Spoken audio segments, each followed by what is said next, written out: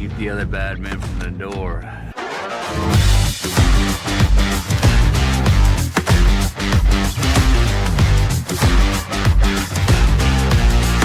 So, I just wanted to get the gang together early in my tenure to say, yup.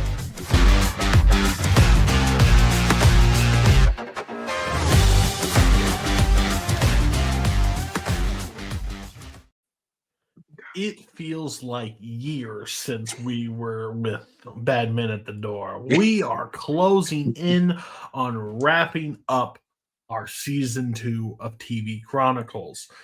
So excited to be here. We start a brand new season of True Detective, the final one. We get closer to the Leftovers end, and we get closer to Succession end. And then, so next episode we will have the big series. These three shows will join the other 6 that we have. Right, it's 6 now. Oh, full Yeah.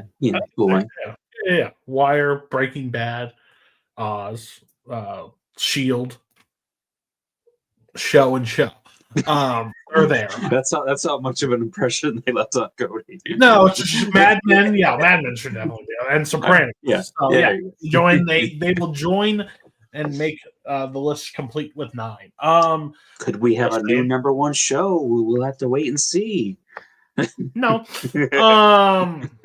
I will be blown away. Well, I mean, maybe. Who knows? I know where my vote will disagree with that, but either way.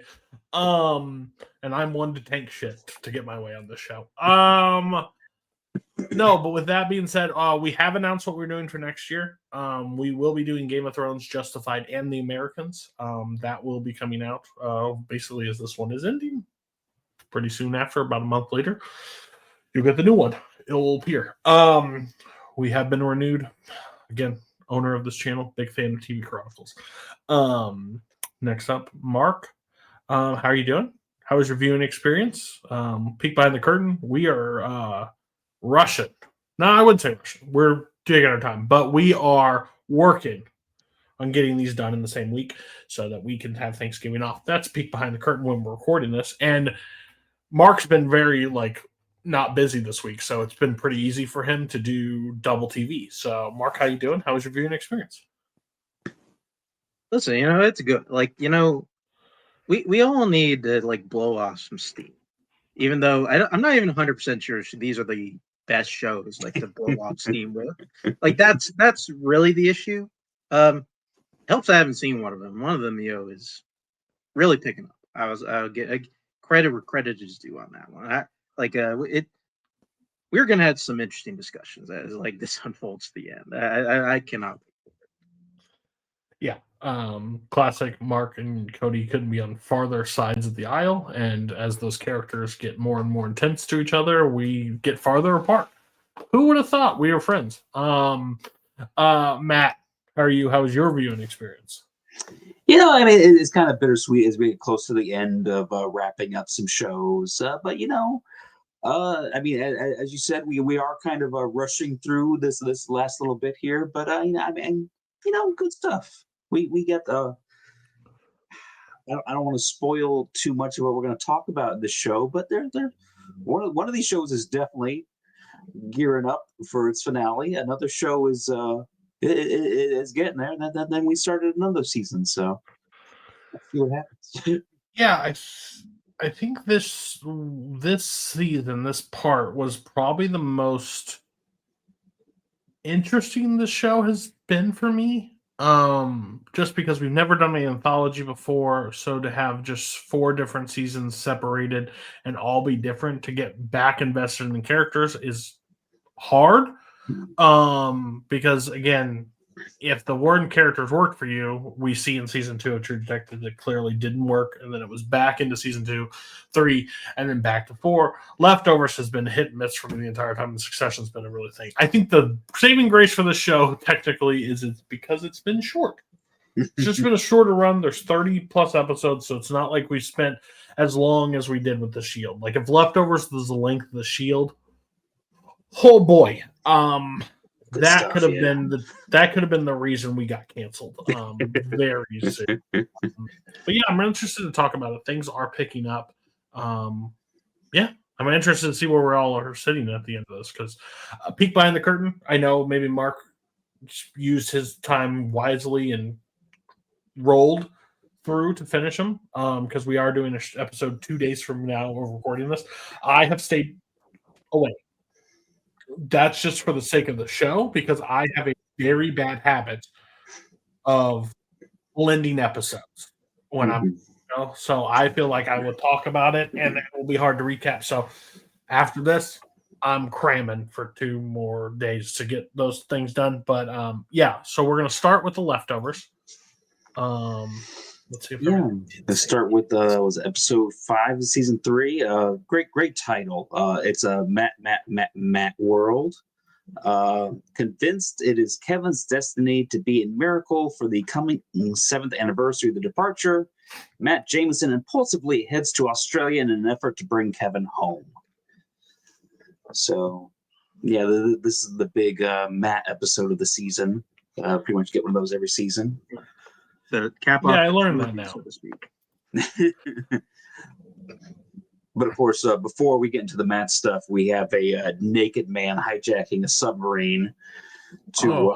What a great opening! Am I right? Like, who enjoyed that? Like, we're all men here. I don't know what the paycheck looks like. We need you to go soft dong out for an extended period of time, and I need you to stretch out to hit both that. I was just leftovers always just leaves me speechless. I always feel like I click on the wrong thing. Because I think this season they just decided to say, hey, every week the theme song is just going to be different. Just going to be whatever it can be to whatever. So cool. And then so I click on it. It's got that. And then I see that. I'm just like, why? What? Huh? I've asked that question a lot of times. You know what the fun thing about the show is? It gives you no answers. Well, it's because they needed to ground the plane traffic to make it harder to get to Australia. That's pretty much the only reason. And it also, I feel Why like do it you also have to be makes sense. naked? Well, because he Okay. would clearly not have been able to do that thing where he stretched out fully In clothed. jeans. Yeah, Like, you can't do that. Like you couldn't even wear underwear to be able to do that. All right, he shows up to set. He's fully dressed and trying. All right, go to your underwear. Okay, we're gonna need you to drop your trowel. Wait, you want me to be Can I naked in talk front to of all my these people lawyer? and Can I Space talk to Hawk? my I don't know. I don't know if I can do that. We need you to drop trowel, buddy. Drop trowel. Oh. I don't know how you guys feel, but I'm curious. Has Matt? You guys have both seen the show. Is Matt a character that drains on you over time? Because, like, when I saw Matt the very first time we saw Matt, I was like, okay, this is fine. Then as it was going on, fine. But he has lost steam over time, and he's just now one of those annoying characters I just don't like. Am I the only one? He does just constantly have bad things happen to him. Oftentimes his own fault, because and I think it does kind of come to a head in this episode a little bit after he has kind of his one-on-one conversation with God, and he kind of gets to the root cause of some of his issues. I mean, I think his illness is back, right? That's the crux. Yeah, he is sick again. Either that or he just got nosebleeds for no reason. And he's like living with denial of like not really accepting the illness is here. Like I'm not even sure if it's that. If he just feels like his purpose is to see Kevin through this part, and as long as he can do that, that's enough for him. Like he feel like as I think that's also the interesting thing, at least with his character, at least for me going down here, is that I do think him being unlikable this season is very much purposeful, and they kind of want to like almost make an example out of him, which is kind of why, honestly, curious whenever we get to it. I think that's honestly what makes the ending of this episode as effective as it is. Mhm. Because, like, yeah, so he knows he's sick again, but he believes his last, motivate is to get back to get Kevin to where he needs to be. That's the whole thing. And he meets up with John and what's her name? And Lori. Yeah, John And Lori is and, basically Michael. like, Kevin is not well. Like, Kevin is mentally like, and Matt's like, no, like, this is what we get. And like, she's like, and then John's sitting there. So John has no idea that Kevin has seen Evie. Well, yeah. Has brought up that he has seen Which Evie. I definitely think Lori did the right thing, but not telling him that. Correct. Well, like she didn't lie to him because he didn't actually see John, her. Yeah. But Matt doesn't know Mhm. that he hasn't seen. He just believes that he has. So he's using that as like ammunition for them to go basically. Oh yeah, Matt will use anything as like a sign from God to put him on the path of his mission. Let's just say they know it's a very tense flight to, and then they get dropped speaking off. of flight, our buddy Aceveda is back for a brief little. I'm appearance. telling you, this entire week there was a lot of. When I got to that one, there was already like 3 other ones I noticed before, so I was just going to be sending the same GIF over and over. I'm just like, oh and my god! That's the awesome thing. As we do more and more of these shows, we're going to recognize more and more people. I just have never heard I've always heard the expression "they're a TV actor." Well, holy shit, there are TV actors. Oh yeah. Not only they're TV actors, but HBO clearly likes some people, and they'll just It's kind of like a Nolan. It's like a Nolan or a Tarantino or something like, hey, once I know they work, you can play another character in my stuff. Yeah, but this one was Acevedos from FX, so like he just pops in. But when I saw him, I was just like, suck. suck. But they get stopped where they can't get to Melbourne. So their whole point is to get to him the day before the anniversary. That's the whole rush.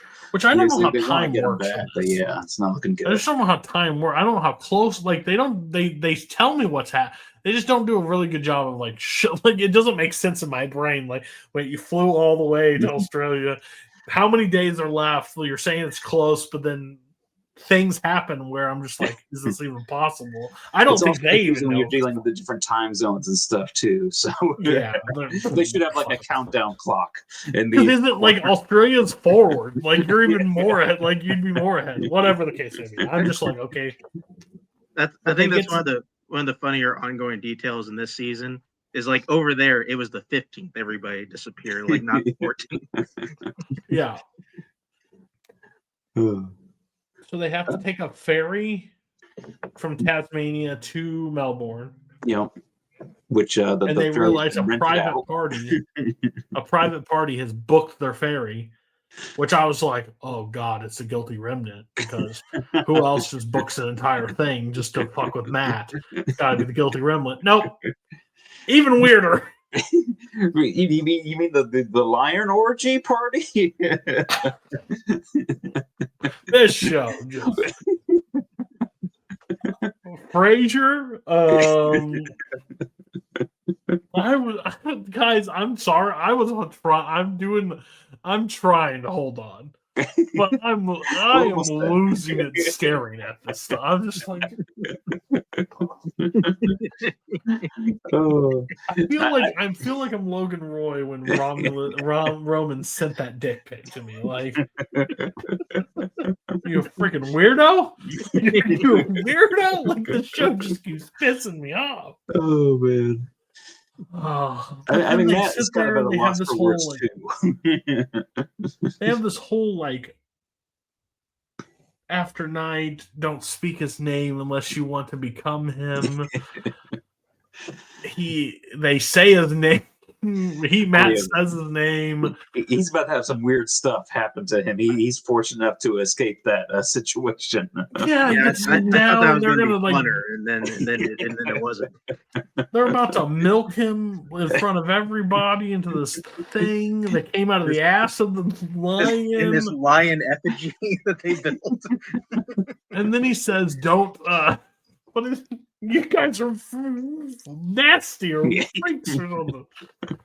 And leaves. And I was like, buddy, I get it. I feel you, brother. Like this, I'm with you 100%. And all the while, there's a guy on the boat who's claiming to be God. I'm going crazy again. Still here. Like, your voice is in, so you're good. Yeah. A guy with a red hat is going around claiming to be God. No, okay, I think you may have to go back. But there he is. Okay. Who is the guy that Kevin also saw in the afterlife stuff? Yeah, so there's some connection. Oh there. yeah. Which weirdly enough also had an Australian accent in there. I didn't realize that was a thing that carried over. So like they the captain says that his character that person had like a near death experience or something where he like died and they thought he was dead and he came back to life, kind of similar to Kevin. So I don't know if maybe he got possessed by God or something, or maybe he's just trying to milk that situation for all it's worth. I mean, either so, like I do think it is funny if this, like maybe God did enter this guy.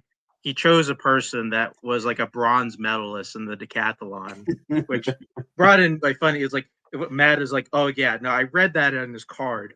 It's right after the part where he washed his hands of the Holocaust. As you do. He talks about Jesus having like a twin brother, and it wasn't Jesus that rose a few days later, which is his twin brother came out. That's who they saw. Okay. It's so weird.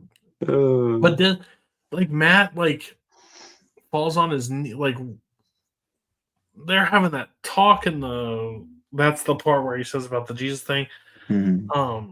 I just of all the Matt centered episodes, I thought nothing could get weirder than the last one. I was checking out on this one. I don't care what it means. I don't care what the point is. I just am so confused. Like, there's a way to tell his story. Why did it have to be so batshit crazy for me to try to get to it?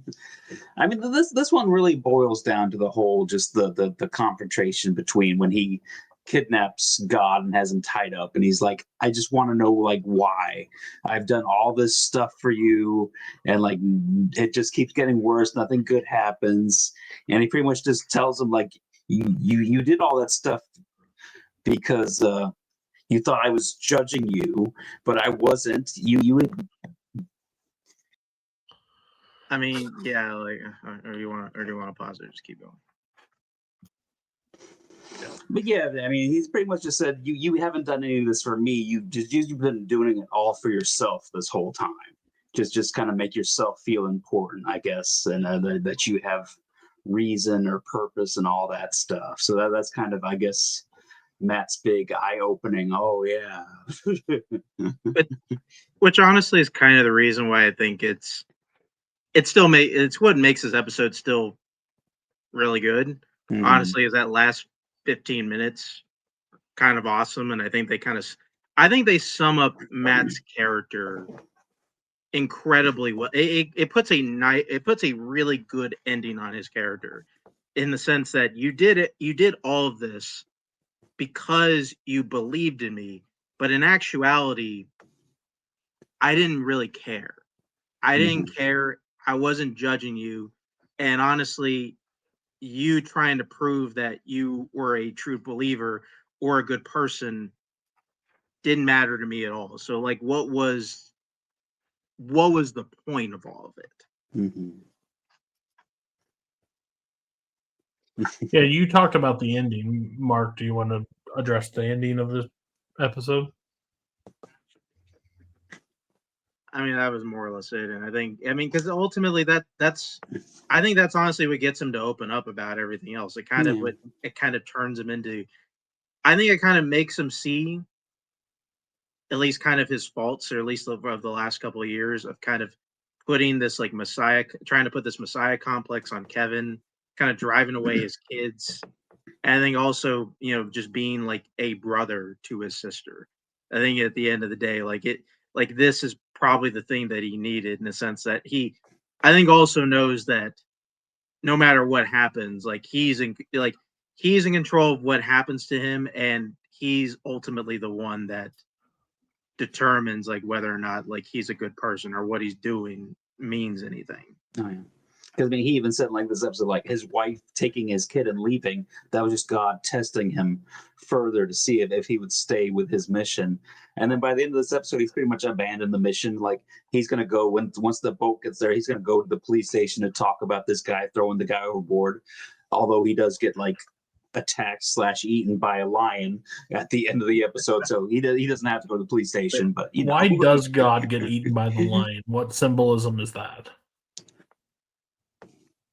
I'm not sure. It's just funny. Like it's just funny he gets eaten by the fucking lion. I just love that the cops all show up. They look for the guy, and she's like, they're like, you know what will help? This lion. We're going to release a lion on this person. He does look at Lori and goes, like, I'm dying. Like, and she's like, well, he's like, Matt does seem like a sense of peace, especially this episode to the next episode. He's got this sense of like, he's been trying to prove stuff for so long. It seems like the proving is over. Yeah. I even think it's kind of interesting, like in this kind of talking about this guy, like who says he's God. Like even if we take this at face value, and what's his face, like Bill Camp's character actually is God. I think it's an interesting interpretation, at least of this God, in a sense that everything's not for a purpose. It's just wherever the wind blows that day.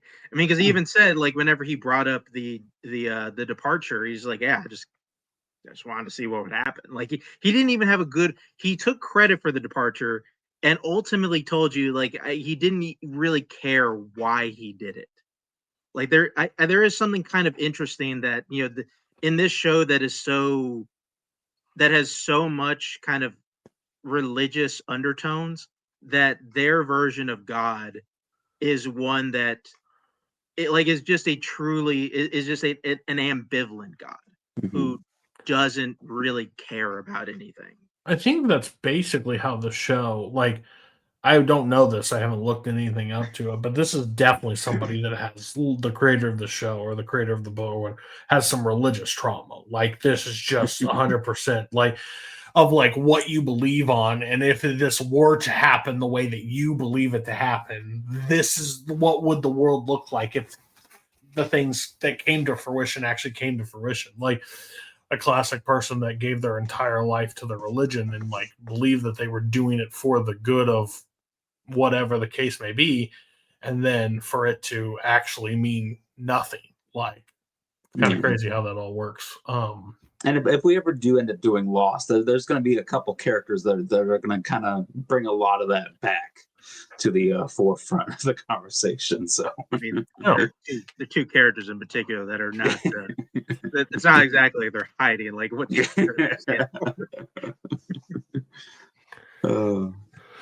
Okay.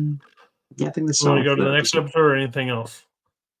I think we pretty much kind of disappointed they didn't really have a whole lot for John or Michael to do this episode. They're just on the boat, but I mean, hey, you better add him to the kill count though.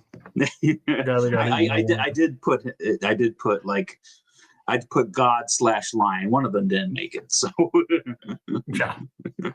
mean, All right. they shot the lines. Episode 6, Certified. Lori, a former therapist, must become one again as she heads to Australia to help Nora and Kevin along their paths. So I think the opening scene from this episode is like incredible acting from, I don't know who the actress is, but like trying to work through this process. She's supposed to be the one with the answers, and she's clearly, I think, lost the child at this point. Like this is close after, because this is after the departure. She joins the white really fast, like after Yeah. the thing. Like she gets sick, and then all of a sudden she does that, and like the person's like, help me, and she's like sitting there staring because she just doesn't have any answers either, because the patient is the woman from the pilot episode who lost her baby in the back seat there. And she's just talking about how she's just been going to that grocery store parking lot every day in case the baby just suddenly reappears one day or stuff. So yeah, I can't imagine. There's a great opening, and kind of understand why she went down put on the white. But like, this was a Matt. Last episode was like a Matt episode. This was like a Lori episode as she travels through and like meets with everybody on and goes through all the different stages.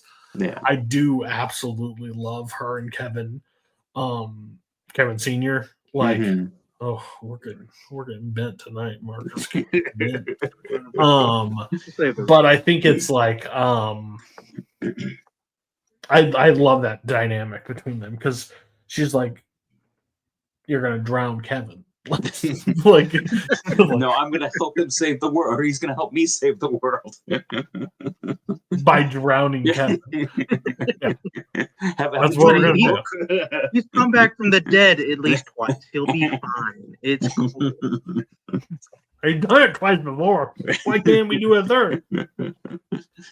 And then on the other hand, she's also dealing with Nora, who's at this point, Nora's really bought in on this machine is like real, and it's going to help her get to see her kids again, I think, at this point. So it's so how it kind of all like, I'm not saying it is this way, but how it all kind of like centers around is, if the end of the world is coming, or the end of the current civilization that is currently happening, it seems like everybody is doing their own mission to do their last things before it happens. It's kind of like it's like when 2012 came around and the Mayans said the world was ending. We just did less like, peace out, everybody. We're just like, we're gonna wake up tomorrow, we're fine. But it's, everybody seems to at least have some belief that something's happening because how the world is reacting. And Lori, which, if you said from season 1 to now, is the most logical in the room, she's just kind of like going with the flow. I feel like when she's talked to like all of the people, she's like trying to like tell what the, like, hey, this just doesn't work the way it's going to work. And they're like, it's going to work that way. She's like, you know what? It's going to work that way. You only tell people they're acting crazy so many times. Yeah, like, it's to Nora and be like, you know what?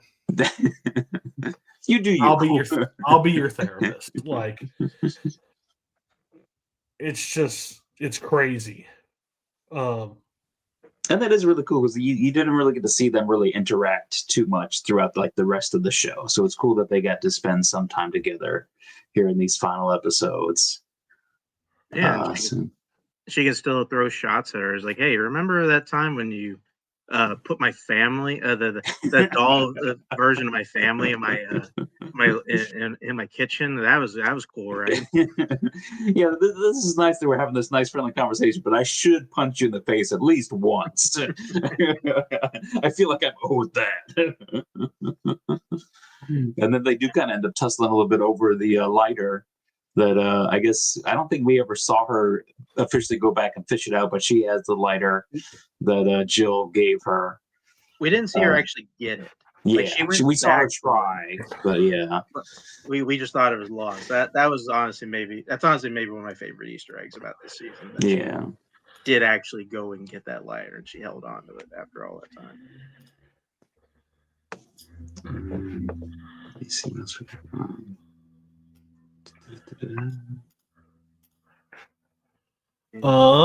yeah, that's the thing. I don't really necessarily love how they did this episode with the two different timelines kind of going back and forth between the future and the present or in the past of these pretty much these day here in Australia, where first she's helping Nora and Matt, and then she gets up with Kevin Sr. and John and Michael on their whole thing. I don't know if it would have worked better if you just did like the first half with Nora and Matt, then the second half of the episode there, but that does get a little bit confusing a little bit. But other than that, I mean, Welcome to the leftovers.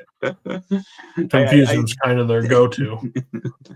I mean, I can't imagine when she gets there, and they're pretty much all like, "Hey, we need Kevin to go because John's got a mission for him when he goes over there to go talk to Evie and stuff."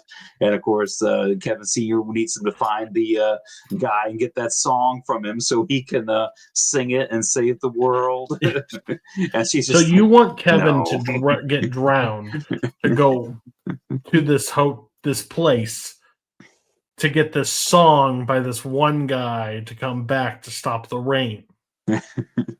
Yes.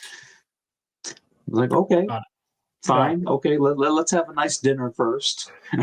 As she drugs all of them. Yeah, makes them all. Like, yeah, I'm gonna go lay down. She's the only one that got the hints. Like, she's like, really, I don't want to go lay down. Everybody else passed out at the table. Which I think the first time that did get me a little, because I was really wondering. I mean, what is she? She get like gonna kill people here or something? Like what's yeah, I don't going know what on was here? happening. Like, did we talk about Nor? Go ahead. Sorry. It's like, I mean, Kevin Garvey Sr. was talking like, I think you're doubting Thomas. Like, actually, I'm Judas. Like, what's the heel turn gonna be like here? Did we talk about Nora punching? Oh,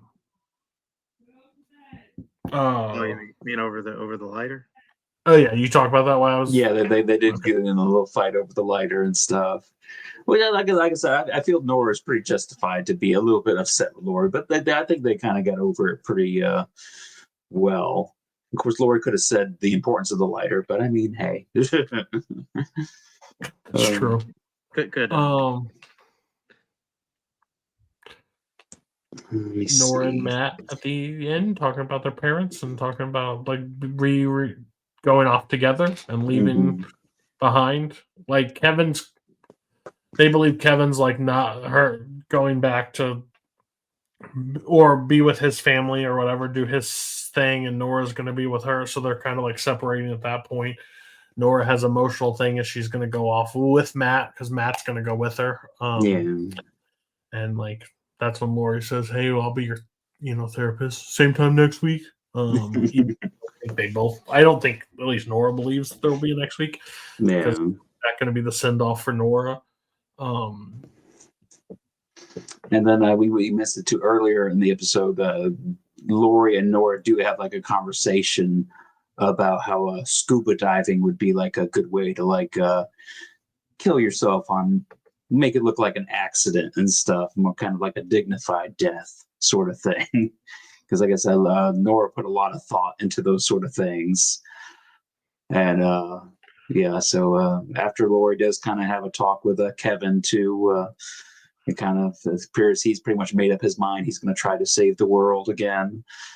Which the thing I thought was kind of nuts is that this was the first. Even after like kind of reconciling everything that's happened, she still never told him like the ultimate reason why she went and joined the Guilty Revenant, which is the whole thing. Yeah. Yeah, she kind of just holds on to stuff, I guess, until she really needs to put it out there. I mean, it's something we probably should have realized by this point, and that it's something that is really overshadowed because like Nora and all these other people just have like tragic stories. Like probably the most profoundly sad person, like of our crop of characters, probably is Lori, because like not only is she just this lost person, but she also at least throughout this episode, she feels like her main purpose is to make people feel better, and she never feels like she's like in this good place to where she's allowed to feel like she's at least allowed to like kind of be put in this better place. Yeah. I agree with you on that one, 100%. Even though I didn't like her at the start, she makes that moment we had that most episode. likable character at the start. Well, when we see that episode, I'm like, oh. I mean, I and still then don't the understand. second season, she gets stuck dealing with like Tommy the whole season. So I still don't understand the guilty remnant behind it. Like, I understand needing a place and going, but like, I'm like, hey, so you act like a bitch because you lost your kid. That checks. I'm okay with that. Like, cool. So then, for that reason, are we happy about her ending, or are we like sad, or Her ending's not over yet, is it? Well, I mean, the end of the episode, she's going to go scuba diving. Yeah, and gets that call from Jill, and still goes underwater. Do we think she dies? I mean, the show strongly implies that she was going to kill herself in that moment. Yeah, that's what I got, but I didn't know if, like, knowing how the leftovers, she'll just pop up in a tub. And I think that like kind of even I like think end credits I like got no that music, it's just the feeling- breathing sound. I got that feeling because she's sitting there and she's like crying on the boat away from everybody. Why the fuck go scuba diving right now of all places? So it does check, but like, yeah, it's kind of crazy. But yeah, you also said Matt's end, so is Matt going to? Well, Matt's with Nor. I mean, his arc, his mission kind of ended. He kind of put that behind him. I think you're all spoiling shit, but that's fine. We'll be back for the season finale next week. 2 more episodes to go, so I'm sure nothing crazy will happen. Yeah, sure, nothing. Listen, like the last how many more dongs do we get? I don't know. I mean, the last 6 episodes have been specific character episodes, so maybe the 7 and 8 are tied directly into it. They should be. We'll get a Kevin, we'll get a Nora, we'll close out the thing, bada bing, bada boom, there it is. All right, you guys ready to go over to the Night Country? The Night Country. True Detective season 4. I got very, very creative with their episode titles this season. I'll give you $10 if you can guess what the next one's called. All right, so Night Country Part 1. In Ennis, Alaska, the men that operate a research station vanish.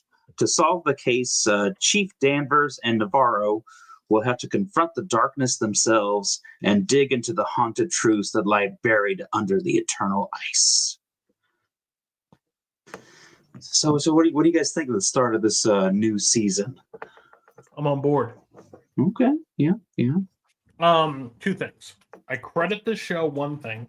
They may not be very good with the titles, but I'm very thankful that they chose 6 episodes instead of 8 episodes. I feel like that's been the problem especially last seasons.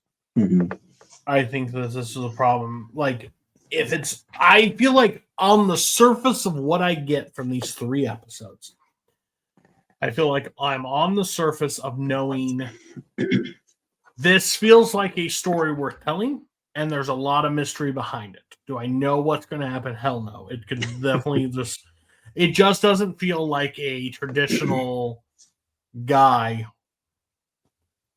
did the thing, like, oh, they're looking for the one guy to do it. That's the only thing it feels supernatural a little bit.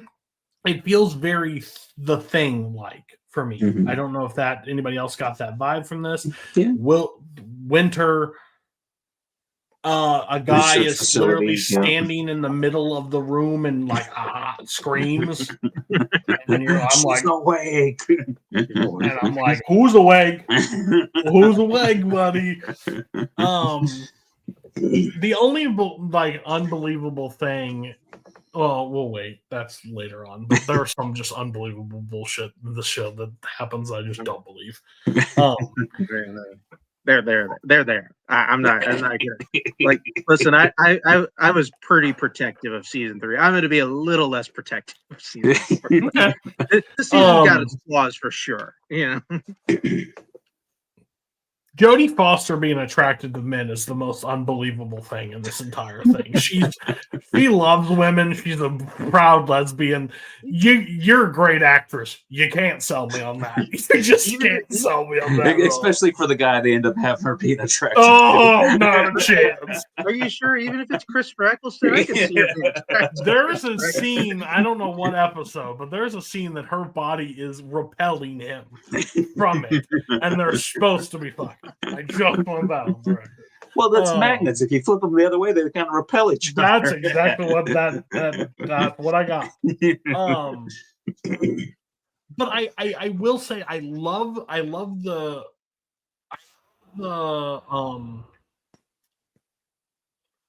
the setting. Mm-hmm. That was my number one thing. Like, because it's Australia when it's like that point where like the sun is pretty much gone for like a big period of time.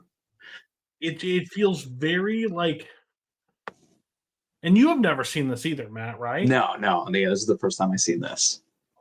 Yeah. So that's why with it being 6 episodes, it feels very condensed. So the stories we don't have a lot of drag. We do learn a lot about her, which is good that they're able to tell that. But like overall, it feels like we're running fast, but like in a good way. Yeah. A common theme with True Detective that detectives have like fucked up lives and a lot of drama going on behind the scenes. And they kind of give us the same thing that normally happens. They kind of give us the same thing that normally happens. The two polar opposite detectives or cops at this point working together. One that's been hardened by police work and been there for a while, and a young, very dominant in certain aspects, young cop. I was gonna say they've both been kind of hardened by all this stuff. So that's true, but like she definitely seems younger than him. Yeah. I would say that. And then there's something happened between them. Yeah. I think we'll get more on that as the show goes. Yeah. But the young one gets called where there's a big guy get his ass whooped by a metal bucket in the situation. I thought that was really funny, like how she handles how cop work is handled in this town. Is very how do I put it?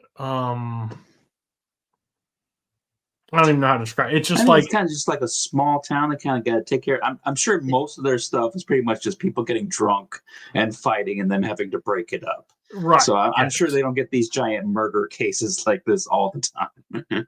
It feels like almost very Old West in a sense. Right. That's the way I was looking for. Yeah. Yes. Like they're kind of doling out their own sense of justice, and they like it doesn't really matter like in just the grand scheme of things. Yeah. And like Jodie's like really good at like detective work, like a little bit. Like there's that severed tongue at the thing, and that she like, oh, it's this couple days old. Look at it turning. Like she just very attention to detail, kind of how it works. That tongue looks fake as fuck, though. I just won't tell them. Definitely like the most detective work we've seen since like the first season, I think. Right. Yeah. Like we don't see case files. Like these guys are actually like searching like the situations. Jodie has a daughter that she has to go pick up because she decided to do some diddling with a underage girl. She's with a 15-year-old girl on camera. Are you stupid? I had a mom yelling in my face, and then like gets back in the car and she's like, she was 16. Which matter. Is the daughter like illegal? Like what over the fuck 18? Like shut the fuck up, like you dumb ass. And then we learned something from Jodie. At least that's what I'm getting. Drunk driver comes crashing through the thing. She steps on broken glass. It sends her like through a little bit of like a flashback kind of moment. We don't see what happened, but she gets very aggressive with the woman in the car. Yeah. And there's something tied with drunk driving and Jody. Is what I'm getting. Is that what you guys gathered? And there doesn't seem to be a father in the picture, and there's also like flashes of like a little boy and stuff. So there definitely seems to have been something that happened. And I shouldn't say that she wasn't hardened. The young girl, she was also in war. Saw like the girl like die right in front of her with half her head blown off. So she sees this case is like connected to like an old case that they had that was like unsolved, and I guess was very personal to her. Possibly. Maybe. We don't know. And in this small town, everybody is very horny. There are it's Alaska. They're very, very horny. It's cold as fuck. What else are you gonna do? I get it. It's cold as fuck. The sun isn't there at all. There's at least 3 people that almost miss work or some sort of, from hand in the pants to grinding on something. Like, dude's about to get lucky and gets a phone call from Jody. Oh, I can't. I'm sorry. Did you say I can't? I think there's a problem with our connection. See you soon. Like, I do love how they set up the mystery in this episode. I thought they did a really good job of that. They're kind of teasing maybe some supernatural elements, which is another thing we haven't really seen too much of since the first season. So that's going to be interesting to see how that plays out for the rest of the season. Jody also has a kid, or a person steal, the guy she calls to steal something from the evidence locker, or right? With the box out the window? Is that not what I'm son cop has to go to dad cop's house too, because I guess the station flooded and he like had to move all the files to his house. Right. So he sends him over there to get the box of files from the old case. Jodie Foster's also a fantasy football player. You know, 2 running backs are useless and one was on IR. I was like, "Yep, buddy, it felt." Cody was seen. I was seen, yeah. Minnesota Vikings. What a sad sack that was too.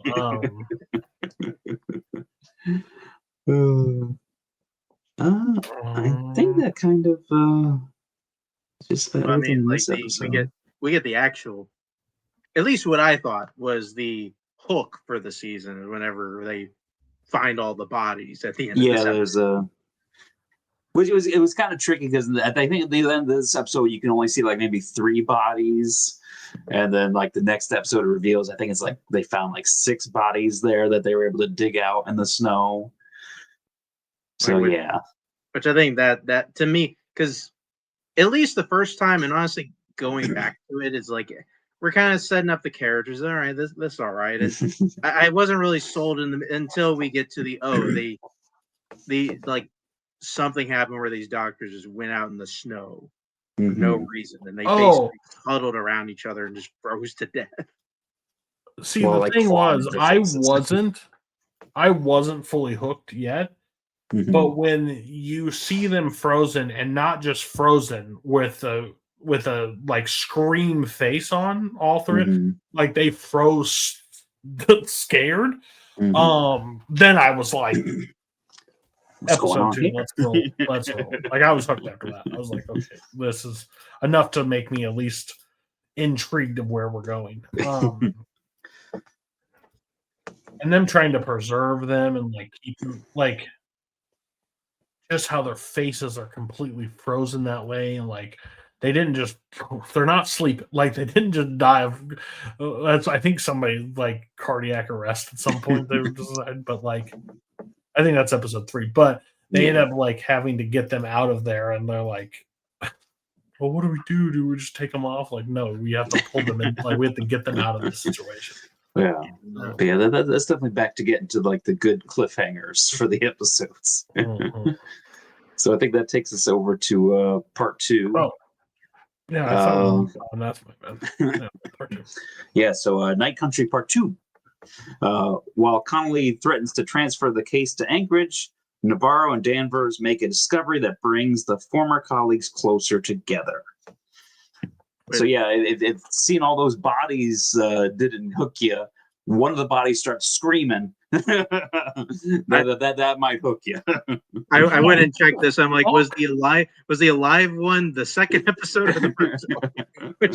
Which you would think that'd be the good way to end the cliffhanger, but I mean, I guess they need something to like spice up the opening here. Yeah, I was just like, what the fuck? Like, you think that's a possibility? Like, you've seen that in like sci-fi movies, but I'm like, oh, this is just True Detective, so the bodies are dead, whatever. And then one starts screaming, I'm like, wait a minute, we're not in True Detective anymore. What are we doing here? Like, are we still on planet Earth? Like, what is? It's kind of crazy. Yeah, so one of the bodies are alive, and they get it off to the hospital. I think they say that he's like in a medically induced coma at this point, and then what's her face? Like Clarice has to like kind of make her case to Matt, on at least keeping those bodies over there, like wanting to keep the case for some reason. There's not a great reason for her to keep the case, but like, no, fuck it, I want to solve this. Yeah. Like, so they pull it. They out have more resources. Like, 48 hours. They have more resources. Let me see what I can do. Like, well, I got this hockey rink. I can put all these bodies. The kids can just skate around it. Which, I mean, I don't know about you guys.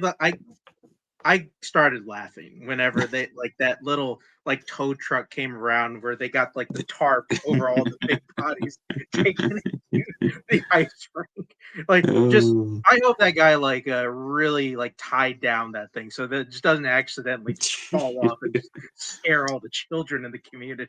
Oh yeah. I mean, it's dark out, so they might not have seen it. Mm-hmm. Oh yeah, so like we said, Matt gave up God, and now he's a cop. So he's doing what they do and trying to pull rank and take the case away. But they're going to hold on to it for a couple of days while the bodies kind of like thaw and stuff. And I don't think we really brought up at least this one, but at least her, like nobody likes her. Mm-hmm. She's not exactly respected. The John Hawkes character really doesn't like her, but nobody else at least in this. Yeah, the kid is like the only one that kind of like, I don't know if likes her, but like respects her and like will do whatever she says, which is kind of harmful to his marriage and stuff. he respects her because he sure as hell does not respect his dad. You mean the guy who's got the mail order bride coming in? Yeah.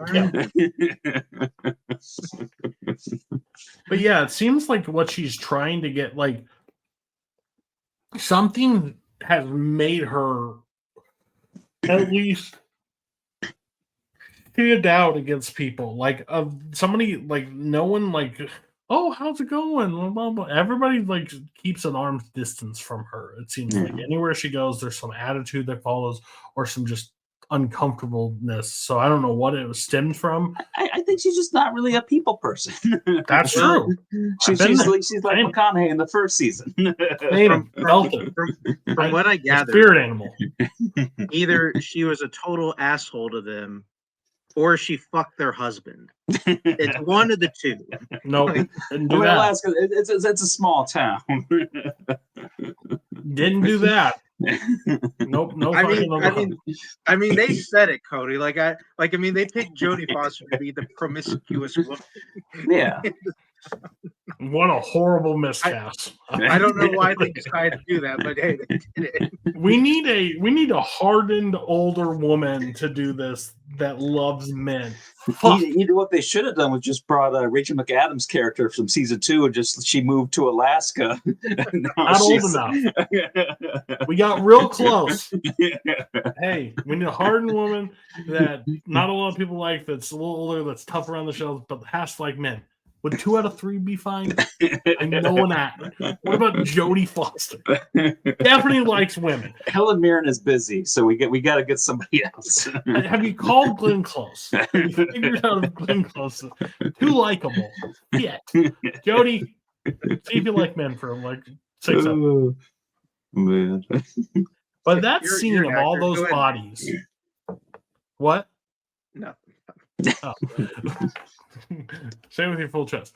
The scene of them all with those flipping bodies on that ice rink is something like insane to me. It's just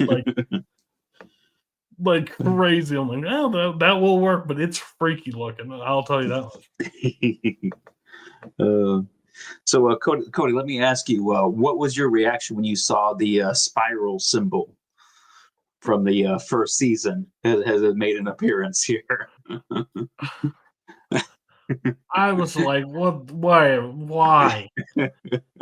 Like, guys, unless McConaughey and Woody Harrelson are kicking in those doors, I don't need screenshots. I don't need newspaper clippings. I don't need anything tying it to season 1. I understand. You ain't capturing it. You don't have it. Well, didn't McConaughey have to go visit his dad in Alaska in the first season? So, I mean, in terms of like marketing, I kind of understood why they. I mean, because Right. I want to say this was like 4 or so years like after season 3, and they're coming back without their original show. Because I remember seeing that spiral in the trailer, thinking like, "Oh shit, is it gonna like connect somehow? Am I gonna see like McConaughey pop over?" Like it was like a bit of intrigue. Although looking back at this now, it's like, okay. Like I get that was the thing they chose to do. All right. And another callback they decided to do, I think later this episode or in episode 3 is one of them. I was like, okay, I guess we're doing that too. All right. Yeah, I think the biggest the crime that I saw in this episode is that we find out a pack of Oreos in Alaska costs $20. Just like the regular Oreos too, not even double stuff Oreos. That's like people say, I want to move to Hawaii. I'm like, yeah, so you can pay a Big Mac like $75. Yeah, kill no. But you're living in paradise. But I don't think Alaska can sell that though. Like, so that what the fuck? Why are we living here? That's fucking crazy. Like, who's killing us on the trade market that bad that we can't get a fucking Oreo for under 20? Like, buddy. You just bring your cocoa and fucking cream, and make your own shit at home. This episode 2, they do kind of play up to how the mine is kind of ruining kind of some of the environment of the community, kind of messing up the water and stuff. But you kind of half the town works for the mine, and the other half the town doesn't like the mine. So there's that kind of dilemma going on in the town, which I'm sure may or may not come into play with the investigation. I mean that dead girl, that at least from that previous case, like was at least that other cop deeply believed that the people in the mine had something to do with it, and also like that main character who was upset that Jodie Foster fucked her husband, also does work for the mine. Yeah. Oh, and her daughter's also playing activist, trying to fuck with people from the mine. So this episode also is the one where Jodie Foster repels Matt in a sexual encounter. Like, they are literally just they apparently have had 19 years of last times. That was hot. Oh, alrighty. Disagree with you there, buddy. At least we know for sure she was conscious. Not Matt at one point is easily closing his eyes and like looking like they're both repulsed with each other. It's gross. Mark's like, rewind? Anybody else? So the last thing is like her and Navarro go to like an old fishing cabin or like a somewhere, and they gives them something happens. I'm trying to recall that it gets them back to the ice, like the people that they have to go back to the rink to check out something. But I don't. Yeah, remember. So they find out that the guy who had the spiral tattoo, Clark, that they find a whole bunch of weird stuff on the trailer, kind of like some of the stuff we would have seen in like season 1, some of the weird like ritual sort of stuff, and then they figure out that Clark isn't among the bodies there. He's the only one that's missing from all the researchers. He is not present, so now we got to find him. That, and he had a connection to that prior murder, which is why like a Jodie Foster's fine with bringing in Navarro, at least on this case now.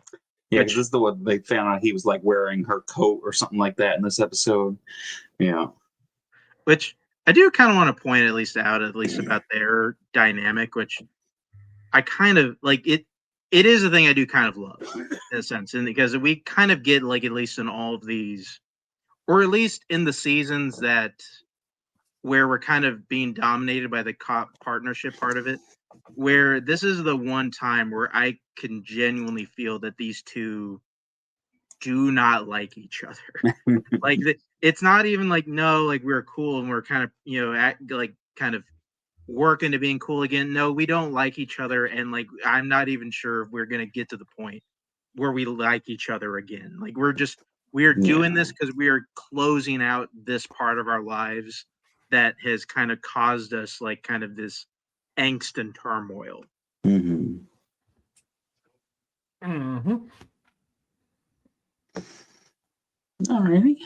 I think that can get us to part 3. While searching for Clark, Pryor asks Danvers about the case that strained her partnership with Navarro. And shifting through Clark's trailer, they find a lead about another researcher, and Danvers clashes with her stepdaughter. Yeah. Yeah, so we're gonna start ramping up into more of the supernatural stuff. Yeah.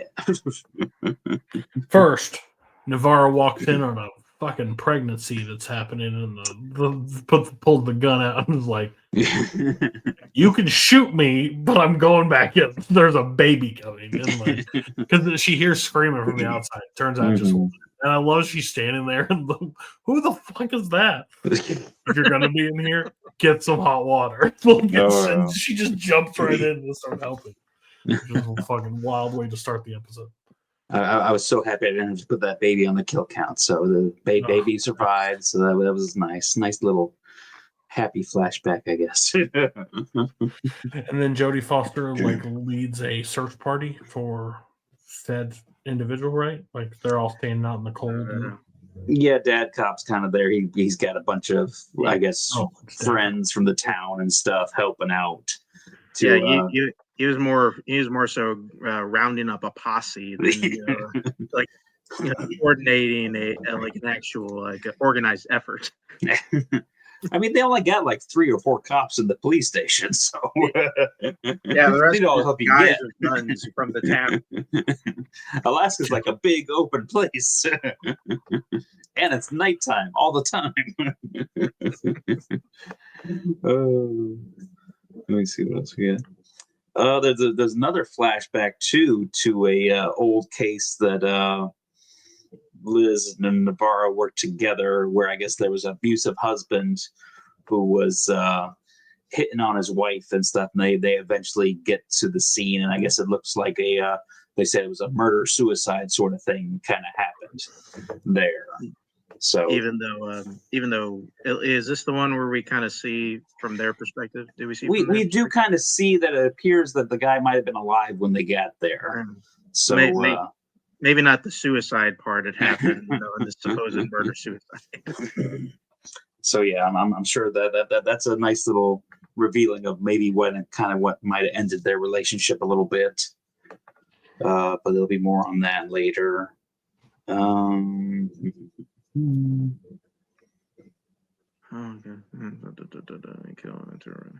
It's really kind of Dad Cop sucks at his job and stuff. Yeah.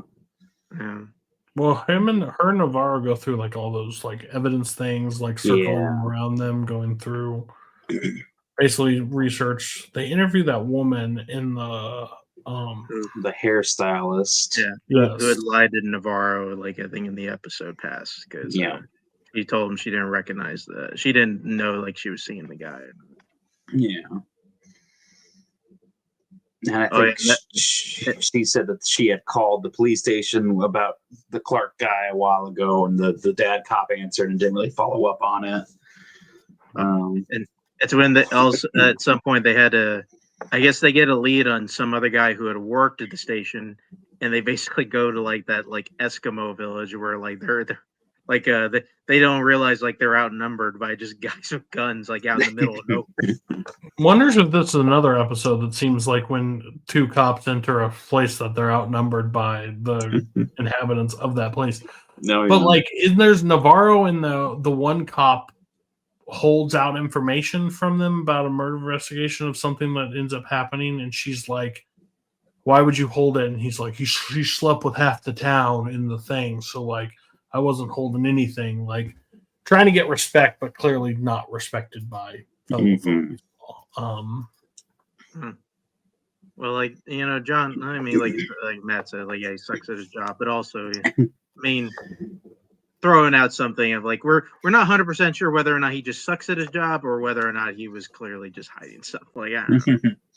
And also, I'm sure he probably thought like this was good. He was probably like grooming himself to be like the lead guy in this little town before Jodie Foster got transferred over here. So I'm sure there's probably a little bit of that too, where he thinks that should be his job and he's going to leave it off to his son one day and that sort of thing, keeping the family and everything. But the daughter is going to like an activist thing, and she's drawing the tattoo or with marker, which pisses Jodie off. Like, get off. Which older lady seems set in her ways. Young daughter wants to be an activist. Probably not going to go over well. Tale as old as time. Yeah, let me tell you how this story ends. I'll be real honest with you. Not well. And then Navarro, she's got family drama too with her sister having. She's got some issues that lead to some scenes and stuff. So she's got to help out with her sister, help take care of her. Yeah, and then Navarro and she goes into that Eskimo's place to live in, and he holds the shotgun. He's like, "I know my rights. Step over a little further, I'll shoot you." And they step, and he cocks that gun real freaking quick. He's like, "Listen, I'm telling you what's happening." He's like, "Just talk to us." And they start talking, and the conversation switches real fast where he is done interested. He is not interested in what they are talking about or selling. So get the hell out of my house. And they leave because they don't want a shotgun to the face. And then they go back to the hospital. They try to talk to the last guy that's awake. He is not awake. Well, he is awake, and then they leave. Navarro stays in the room, and he wakes up, and that's when supernatural shit happens. Yeah, he's like practically possessed or something. I think he says like your mother's waiting for you or something like that. Some crazy shit.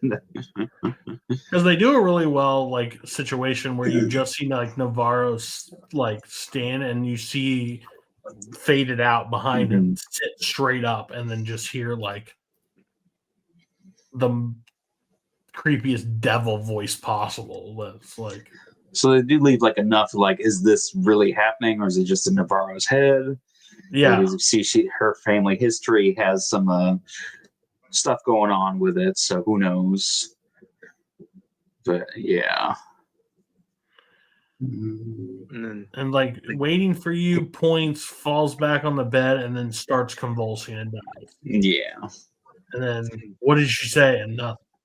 Doesn't have anything to say, but something like she's freaked out, and all she wrote about that. So that's and then they get the girl, the victim, Annie's phone, and see pretty much a video of her being attacked in some sort of like cave, looks like, or something.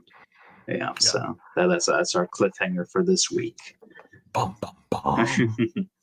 I tell you, it really makes me want to watch Wind River, so I'm probably going to do that this weekend. Good choice. Great movie. Can't argue with that one. I mean, just Do you don't any think guesses what the episode titles will be for the next 3? Because this is a different creative team on this season, right, than the other 3 seasons. They saved it all for the show episode. What if we just do parts? I like it. I like where your head's at. All right.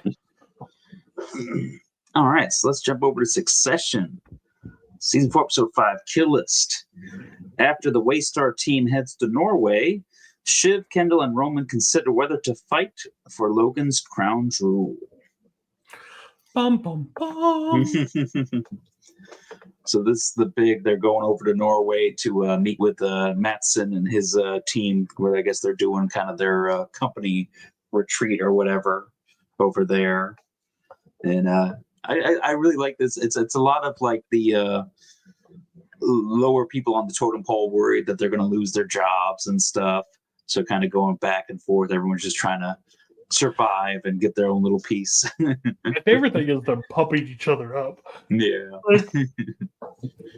Jerry on the plane was like, we were made by sharks named Logan Roy. We're ready to devour these guppies, like blah blah blah.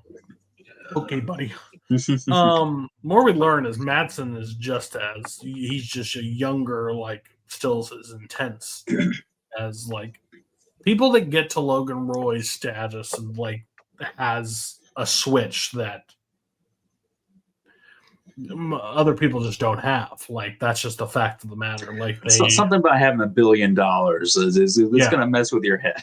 Well, it's the classic fuck you money. Like when you can literally tell somebody to fuck off because you don't need them for anything besides their own medicine. So like when it's you can like buy a restaurant just to fire somebody. Right.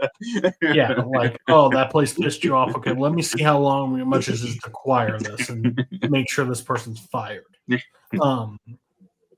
So yeah, like they're going through, and again, fucking Kendall and Roman battling whether they want to sell this. Well, their overall viewpoint is they want to raise the market. They want to raise the money because they don't feel like they again, selfish children that didn't really earn their money is now trying to fight for more money instead of just taking what their money they could get. And they end up fighting for it, which is the whole lead why they're going to said place. Yeah, they kind of finished the negotiations. And Mattson they're going for like 146 billion or something, and then Mattson 146 a share. Yeah. So $146 per share of how much is left of Waystar. And basically Mattson, now that Dad's gone, he wants the TV company with it. Like the ATN, yeah. Yeah, I've done my evaluation. I want to, and that's just sure, everything's off the table, but there's always a price. So I'm willing to go to 187. Yeah. 187 a share with AVN. And that stops Roman and Kendall in their tracks because, okay, that's $46 more for this, and now the headache's fully gone. We don't have to worry about anything, and now move on. But Roman's got that whole but that's Dad's Dad wanted to keep ATN. We can't get rid of that. That was his wish. He wanted to keep that and keep it going. Roman's really not in the great headspace right now because I mean his dad just died like a couple of days ago, and Mattson has them all coming out here to do all this business and stuff. And of course, Kendall doesn't really want to give up power, so he's gonna kind of latch onto that too. And I was like, yeah, we got to fight for that. We shouldn't even do this deal anymore.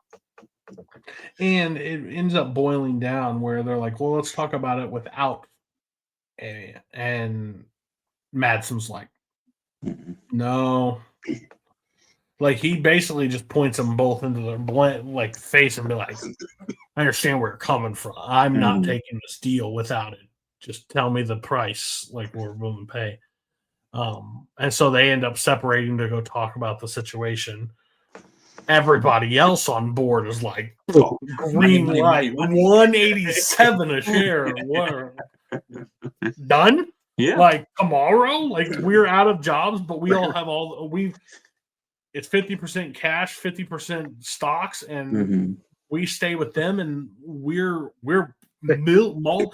smaller people on this side are millionaires. People Mhm. on there are billionaire. Like we're done. Like Everybody else is like, yeah, I'd like to cash in my chips and leave the casino, please. Yeah, I'm kind done. of don't really want to work for Kendall.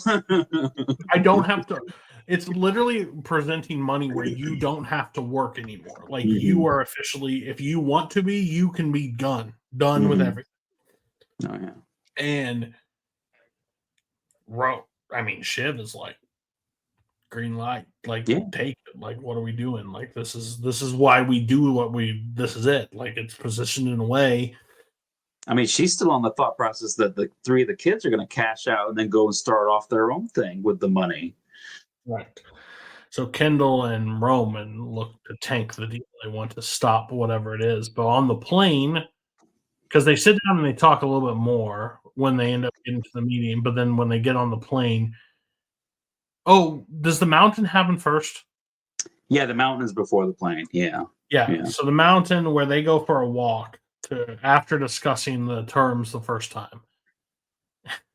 And Roman just lets Mads have it. It's like, you're a fucking bad guy, man. Like, my dad dead and you couldn't give me a couple days, like nothing. You just had to suck the life out of him. You killed him. You killed my father. 6 months you killed him. You drained it all out of him. And it's like, you're just a bad guy. By the way, we're not fucking taking the deal. We're going to take the fucking deal. Yeah, we'll draw this out. We'll give you emails, and every 6 months and 6 months until you're done and you'll move on. You will fuck off. Fuck it. We're not selling to you. We're just not selling to you. And he looks over at Kendall and is like, did you just fuck yourself? Yeah, and if you tell anybody, I'll just tell them it was a negotiation strategy. Fuck off. And then he starts, did you hear your brother? Great lines too, because when they first come up there and saying like, "We're not doing this," he's like, "Are you guys scuba doing me?" Yeah, you scuba doing me. And then like earlier, he's like, "I don't care what you guys think. You guys are just a tribute band." That line was money. Like you're just your father. Like you're playing the old hits. You're not who you are. Like you don't realize your backbone died with your father. Like that's what happened. And then he looks at Kendall and goes, did you hear what he said? And he's like, it was just negotiation strategy, you dumbass. Like, then they get on the plane and they hear 192 per share, and they all celebrate $5 on the stock. Like, we didn't even do anything. The Shiv meets with them and like approaches me like, if you want something, like, hey, what a great strategy. If I want something, just keep paying, just throwing money at it. And there's kind of like this tension between, like, I think Mattson has his eyes on Shiv, and Shiv she seems like the sane one of the siblings who might actually be able to do business with him. I mean, are you talking about that sexual tension he built up when he told her that story about how he's been sending his assistants like frozen blocks of his blood? Yeah, when he goes, maybe you should talk to like somebody about like who is your team? Like what I would stop doing is sending blood to people. Like I would stop that immediately. Well, yeah, like the person I've talked to about that is like one of the people I'm sending blood to. So, but I care about her. I get that. Well, you need to stop doing that.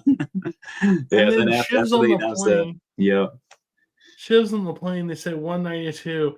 She gets a call from Mattson and says, hey, send me a picture of your brothers. And she just willingly snaps the picture, and they're just defeated because he's like, bitch, I won, like right here and there. And I mean, that's the main crowd. Like, it's all great. Even when Logan's gone, Kendall's getting fucked. But the thing is, he's like, doing a lot of this to himself. So I know, I just don't. I get like wanting to build your own legacy based on what your dad left behind you. 192 a share, and you're thinking these are thousands upon thousands of shares. Oh yeah, that there are are out there. billions upon billions of dollars they're going to be getting out of this. You're so rich. Like, you realize that you and your siblings were able to buy the Pierce company with the sales from Matson at the original evaluation of 146. What, they were like 5% equity or whatever? They were able to put $10 billion on the line. Yeah. Now you're at 186 to 197 to now 192. Oh yeah.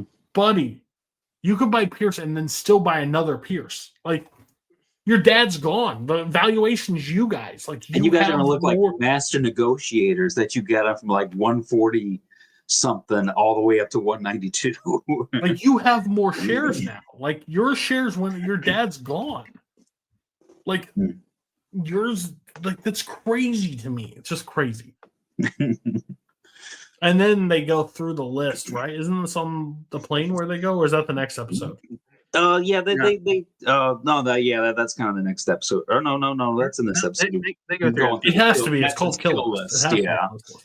of like They go through and you see don't have who's a lot of retained and same who's people doing the not. same stuff. So Tom's name's not on the list. Jerry's name is on the list. Like, of people they're keeping and people they're moving off of. And yeah, the kill list. Get And rid of it like happened Hugo fast. and Carl and Frank and all that stuff. So And some of them are like, okay, yeah, I was bye. like, I'm about to say, Rich, I don't want to work. I was anymore. hoping to not be on the list because I didn't want to resign, but I'm leaving. Like, Oh yeah, and there's just so many little scenes too in this episode of like kind of people trying to like buddy up with Matson. Like, you got Tom trying to get in good with them. You got Greg trying to like hang around in the background and stuff too. So yeah, this is a great episode. yeah.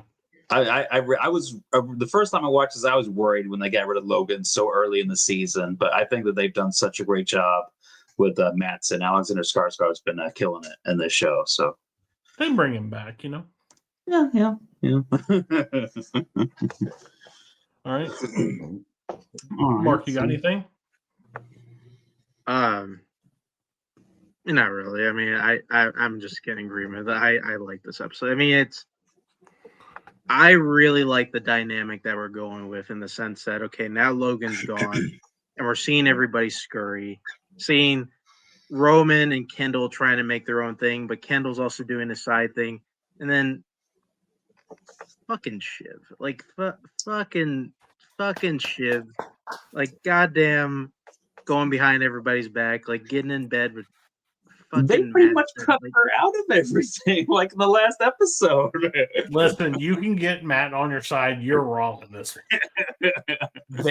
She wanted to do the Three Musketeers. They decided to do the dynamic duo. She's on her own. And then when Kendall's by himself, he decides to cut people out too. See how we feel going forward. All right. Love me some Shiv. Love me some Shiv. One of the best acting performances is coming up. Not in this episode, probably. Oh yeah, we got a scene coming up to talk about. Yeah. So episode 6, Living Plus. Ahead of Investor Day, Shiv weighs a proposal from Matson, while Kendall and Roman each try to match Logan's volatile leadership style. Yeah, so like as Cody said, Logan's back. We get him in some footage this episode. I guess he had already filmed some stuff for this Living Plus thing.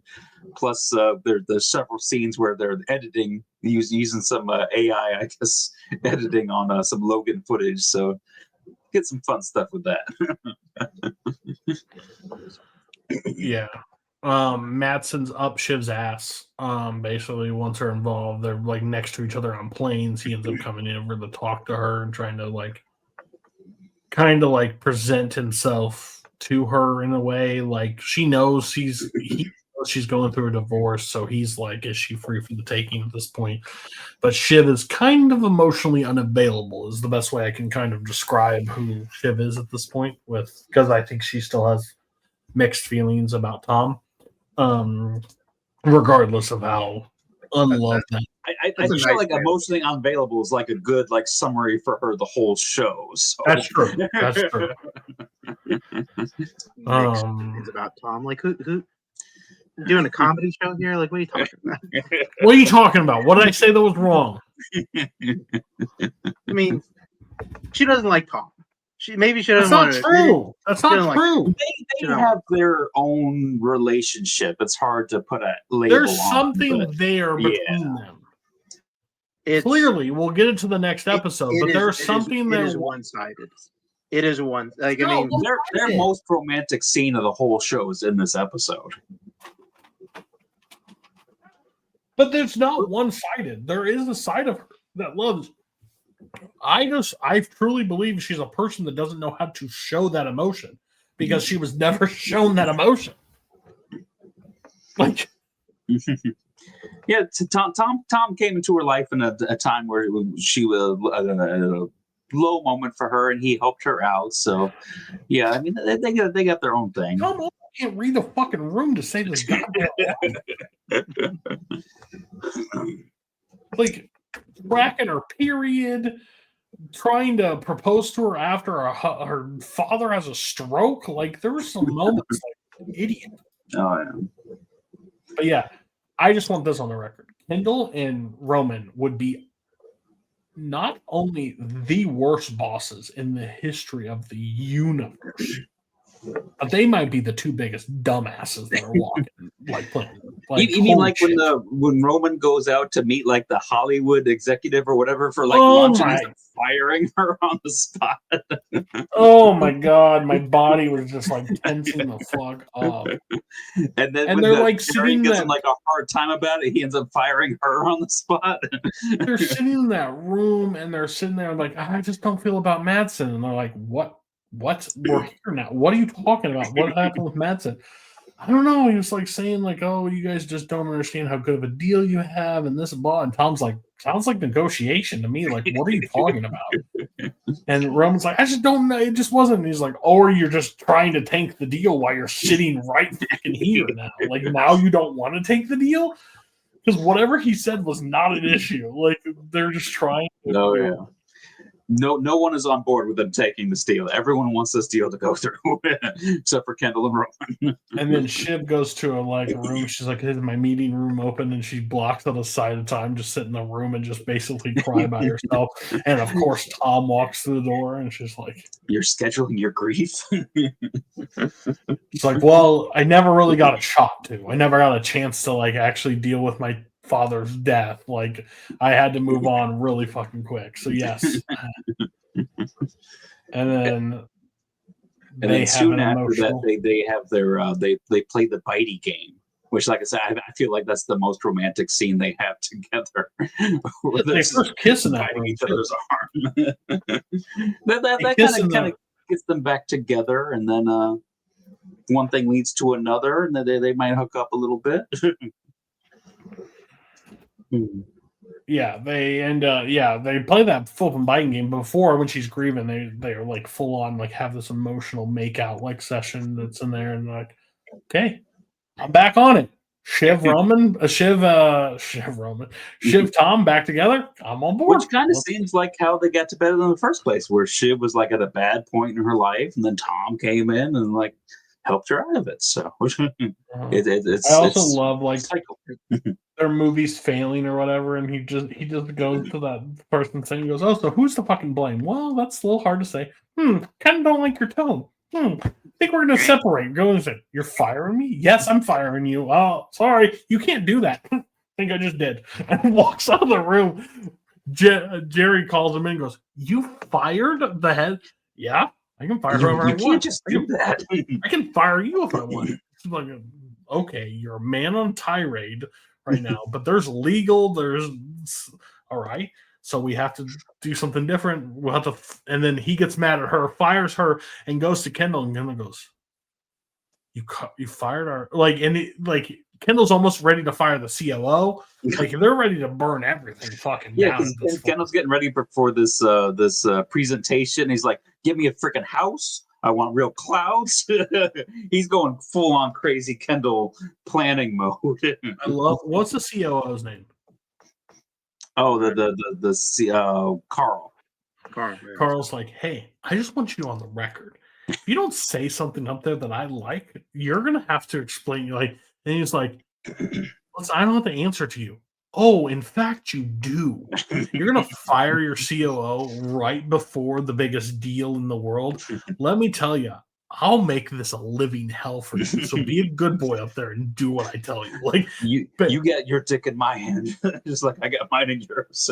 Yeah, just like straight owns him, and Kendall just has to. And then the most awkward presentation ever. What are you talking about? I thought it Because went Roman by backed out, so smooth as now hell. Kendall had to go do it on his own, but he's got some hate backup. I hate it. I mean, he looked like Steve Jobs up there to me. I don't know what you guys are talking about. I mean, I gotta say, for all the shit I give Kendall, every once in a while, he like actually the presentation went pretty well. It seemed a lot of the people liked it, and every once in a while, he actually seems like he knows what he's doing. Then he goes and does other stupid stuff, but I can see somehow where he got where he is. But yeah, What Kendall's specialty is, I think his specialty is kind of playing to the crowd. Mm-hmm. I think if anybody, he's good at kind of keeping his finger on the pulse of kind of what's going on, like it just around the world, and able to kind of build on that momentum. Like honestly, in this kind of weird, if they were better trained, I could see a world where Kendall and Roman could work as co-CEOs. Because you have Kendall, who I think over the course of this time has worked as that, and also the guy like who's kind of willing to make kind of the bloodthirsty moves to kind of inch people out. And then you have Roman, like who's clearly the one who's better. Maybe we haven't really seen it here, but we're gonna see it later. Who's clearly the one who's better at building business relationships, and who's just the more likable one of the two, who can kind of like get things moving. Yeah, you can't really judge him this week because he still hasn't had a chance to like fully like grieve his father and stuff. He just keeps getting thrown in situation after situation. He hasn't had a chance to like stop and take a moment for himself. No, I can't judge him. I can. Oh yeah, he's still a piece of shit in these episodes. I mean, like, listen, if I can be that Philip Seymour Hoffman from Moneyball, it's like, listen, I like him. I can judge him. But Mattson doesn't really like the stuff that he is presenting, like the living. Oh yeah, he thinks that Living Plus thing is stupid. And he has no intention of moving forward with it. So it's like, why are you even presenting this? It's not going to happen. Yeah, like why are we talking about this thing that I have no desire in actually doing? And like he starts tweeting about it and stuff like that, which I think is super funny. Stupid Kendall's like taking questions like, hey, what was your response to like I want to know what Mattson said on Twitter. It's like, hey, what's your response to that? You mean to a tweet that happened while I was standing up here? Like, yeah. Yeah, what'd you think, buddy? That's what we call gotcha journalism. And I love how fake everybody is, because in the room, like, what is he fucking talking about? And then all of a sudden they're like, great job. What are you saying? Oh. But that's a really solid episode. There's a couple little things there. I loved when Greg has to like get the editor to make Logan say something, and he just goes off on him. Yeah. Mr. Snippy Snip. Mr. Snippy Snip. But I think that kind of I think that covers most of it, right? I think so. Yeah. I mean, Kendall goes to the water after this, but that's about it. Yeah, kind of like Shiv and Tom are kind of like they're seeming to be a little bit better now. And didn't they like have a conversation of like testing the waters back together? Mm-hmm. Yeah, I mean they pretty much get it on and stuff. Roman got the edited. Somebody, I don't know who sent Roman the clip of Logan making fun of him. I do. As the smallest cock or whatever. He plays it over and over and smiles. Yeah. Fucking sadist. All right. I think that will take us to episode. Mark, you love the Kindle. You love the Tom and Shiv like getting back together thing, right? I'm sure it'll last. I'm sure nothing's going to happen in this next episode. Oh no, Tom is. Listen, I have grown an affection for Tom. we can tell. That stupid asshole is a glutton for punishment. You know, Facts. Uh, Okay. so episode That's 7, tailgate party.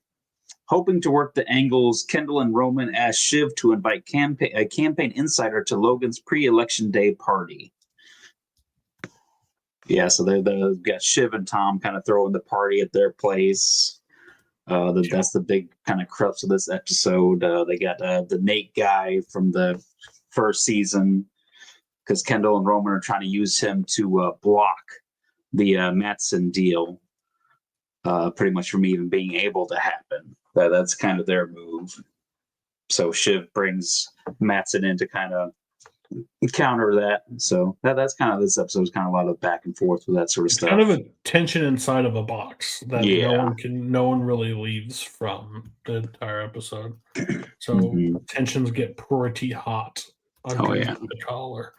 While Mattson is one of Mattson's not great in groups. Like Mattson is kind of an asshole. No, comes right at Kendall and they have their square off, which I think is funny. I mean, the whole crux falls on Shiv and Tom, but that's the end of the episode with Tom and Shiv is definitely the highlight of this episode. Cinema. Yeah. But okay, let's talk about this episode. I got 12 minutes. But yeah, throwing a party at your house with that many people sounds like a fucking nightmare. My wife would never. Beginning is Tom gives Shiv a nice little gift. It's you, a scorpion. Oh, it's endearing. Sure it is. Sure, no problem. I think Tom thought she was going to have a nice laugh at that, and they would have a good chuckle. But classic. Fucking Tom can't read a fucking room to save his goddamn life. And then Kendall meets his ex-wife on the street, and then apparently their daughter. What a 2023 thing if I've ever seen in my life. They're worried about the next election. Their daughter is, and it's like, well, where were you? Where was I? Yeah, why don't you be a better parent? Watch your kids. Do something different. Oh, I'm sorry. Where the fuck were you? I'm running shit. I got a lot of things going on.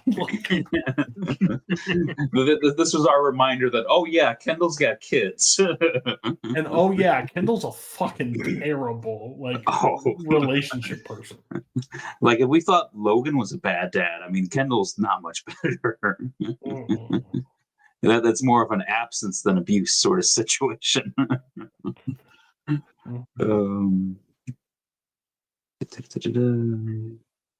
We got. I think one of the funnier things that going on is when Roman is trying to convince Connor to drop out, right? So that what's his face can at least kind of make it maybe get 1%. And he's trying to haggle places where he can be an ambassador. North Korea would be nice. Well, he wanted South Korea first. Yeah, he's like, you know what? Maybe I could do North Korea, and but no, they're not going to send you anywhere there's nukes. That's smart. I love that Connor is staying in this election too, because and they're trying to convince him hey, it's going to cost a lot. Yeah, but wouldn't it be something to stay in this thing? We've already spent enough money. It's he's already spent hundreds of millions of dollars on this election. Even though he's only got 1%, you can't drop out. He doesn't that's what makes him an idiot, because he doesn't realize what game. That's the whole point of staying in the race is for that long, is so that you can use that leverage to get a spot. And he's not smart enough to realize, no, this is this is what you're gonna get out of it. Like you're not gonna be president. Yeah, like you use it. Cabinet position. Yeah, you give that to somebody else that's higher up. Like, hey, I'll drop out so I don't split votes off you, which I won't split that many off you. I guess you have to have maybe more than 1% to get that fucking leverage, but at least try. And then that position is your into other things. If you want to He's go like to skipping to the end of the test. Like he's like, well, you good? Like, no, we're not good, buddy. Like, why not? You stayed till the end. Like, you could have been like secretary of blah blah blah. Who knows? Like, no, I'm gonna waste $100 million or $100 million and I'm gonna wait for that 1%. Got it. And this episode's got a lot of Tom and Greg kind of like sucking up to Mattson and his group a little bit. Poor Tom's just tired. He's got a long day, and tomorrow is the election day, so it's going to be a very long day for him, and he's got to do this party and stuff. So Tom's not super happy this episode. Tom and are trying to play like nice and the thing, and like Madsen's like, oh, so this in the divorce, like, and like Tom laughs and like looks at Shiv. Shiv's like, and no one really. Maybe the conversation we had this morning doesn't really need dick right now, so that's great. Yeah, and at some point here, Shiv kind of like gets with Madsen, kind of like trying to solidify her positions. Like they talk about like making an American CEO to kind of smooth the deal along. And she really can't get Madsen to commit. So it's kind of like a little deja vu with her and her dad, pretty much. She's doing all this stuff, and she can't get anyone to say, okay, you're going to be the person to run stuff. So she's starting to maybe have slight second thoughts, but... and then let's just talk like Shiv and Tom meet on the balcony. I love it. Classic. Probably some of the best acting the whole show. Yes, I've been there the whole time. Is like when you know you're exhausted, you know you're tired, and you know if you stand there and say the next thing, it is going to hurt deeper. So he's like, I'm tired. I'm sorry. Can we just go to bed? Like, can we just end this and talk tomorrow? Nope. That woman's last name is Roy. No. So the fight's they're going deep too. Such a tense and real and raw kind of emotional between the both of them, because they both it's like it's a perfect thing of what this relationship was. They're not good for each other. They've never been good for each other. They came to each other in very situational times that just benefited each other. Tom has always been hungry and seeking power and seeking money, and that's just what he's done because he didn't come from it. So he's always trying to climb that ladder. While Shiv is the one girl in this mega family that has to marry because that's how you carry her lineage on. And they both were selfish in the situation. They both wanted different things, but it came in the wrong time. While Tom fully puts it out there, like, I loved you. Like, I loved you. And I understand it associates with all this other stuff, but I actually do love you. And you're looking for this gratification that you've never gotten from anybody, but I was there giving it to you all the time. And you just did it because I wasn't the one you wanted to hear it from. And like, she's like, and you went behind my back and stabbed, sucked up for my father for my last 6 months of my dad's life, and it pushed me out. And my father's now dead, and now you're the only one remaining behind it. And like, you were gonna you were gonna send me to prison. You like, volunteered. You volunteered. This is the most real thing. It's like, you just wanted to be that servant. You wanted to do whatever one. You wanted to suck up to whoever had the most power at the right time. That's what it was. And like, you proposed to me when my dad had a funeral. What was I supposed to say? No? like, and then you were tracking my cycle and going through all the stuff when I was so emotionally wrecked I didn't know which way. Like, Oh, you can say a lot on Shiv, and I don't disagree with you, but there's a lot on both sides. Like, oh, yeah. you just can't. This relationship was cracking at the seams. It's the classic, like, oh, we're kind of rocky. I don't know what this thing is. She doesn't look at me the same way he always looked at me. Hey, let's have a baby and solve our marriage. Like, that doesn't work. Like, you don't just force yourself into marriage at that point. Oh, yeah. And then he comes back too with like, maybe you're not the best person to have a kid, because he doesn't know at this point that she's pregnant yet. So that you see that one really hits her hard.